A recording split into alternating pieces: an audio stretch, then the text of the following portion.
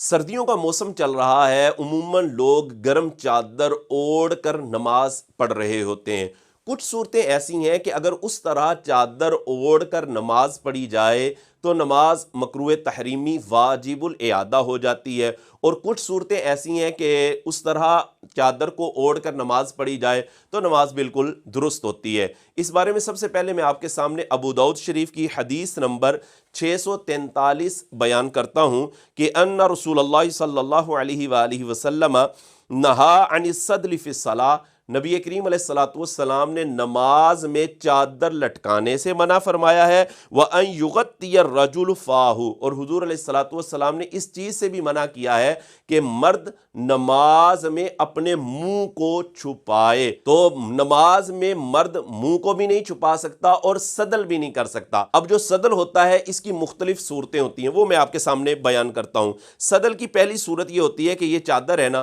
तो चादर को आप इस तरह लें कि इस तरह उसके दोनों पल्लू आपके सामने लटके हुए हैं, तो ये सदल है और ये नमाज के अंदर मकरूह तहरीमी होता है, और इस तरह नमाज पढ़ने से नमाज वाजिबुल इआदा हो जाती है। सदल की दूसरी सूरत ये होती है कि आप चादर को इस तरह लें, जैसे उमूमन लोग परना ले लेते हैं, तो नमाज के अंदर इस तरह के एक पल्ला ऐसे लटका हुआ है और दूसरा पल्ला आपने कंधे के पीछे डाल दिया है, तो ये भी सदल होता है। इस तरह नमाज पढ़ने से नमाज मकरूह तहरीमी वाजिबुल इआदा हो जाती है। इसी तरह सदल की तीसरी सूरत ये होती है कि चादर को आप ऐसे सर पर रखें और ऐसे उसके दोनों पल्लू लटका लें, ये भी सदल है, ये मकरूह तहरीमी वाजिबुल इआदा हो जाती है नमाज। नमाज में चादर लेने का जो सही तरीका होता है वो ये होता है कि आप चादर को ऐसे अपने सर पर लें, और सर पर लेने के बाद आप उसे ऐसे लेने के बाद चादर को इस तरह उसका दूसरा पल्ला पीछे डाल लें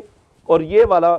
पल्ला ऐसे आगे कर लेंगे, तो इस तरह नमाज पढ़ना ये बिल्कुल दुरुस्त होगा। लेकिन इसमें इस चीज़ का ख्याल रखना चाहिए कि जैसे आप रुकू में गए हैं और रुकू में जाते ही आपका ये पल्ला ऐसे नीचे गिर गया और 3 बार सुबहान अल्लाह कहने की मिकदार ऐसे वो गिरा रहा, तो नमाज मकरूह तहरीमी हो जाएगी। इसी तरह अगर आप सजदे में गए और ये पल्ला ऐसे गिर गया है 3 बार सुबहान अल्लाह कहने की मिकदार, तो इससे भी नमाज मकरूह तहरीमी हो जाती है। इसमें सबसे बेहतरीन तरीका ये होता है कि आप नमाज पढ़ने के लिए आए हैं तो चादर को ऐसे उतारें और उतारने के बाद एक साइड पर रखें, और एक साइड पर रखने के बाद आप नमाज अदा करें। ये सबसे बेहतरीन तरीका है, क्योंकि उमूमन ये देखा गया है कि जिसने गर्म चादर ली होती है वो बार बार ऐसे अपनी चादर को कर रहा होता है, तो साथ खड़ा जो नमाजी होता है वो परेशान हो रहा होता है। लिहाजा बेहतरीन तरीका ये है कि चादर को रखें और चादर को रखने के बाद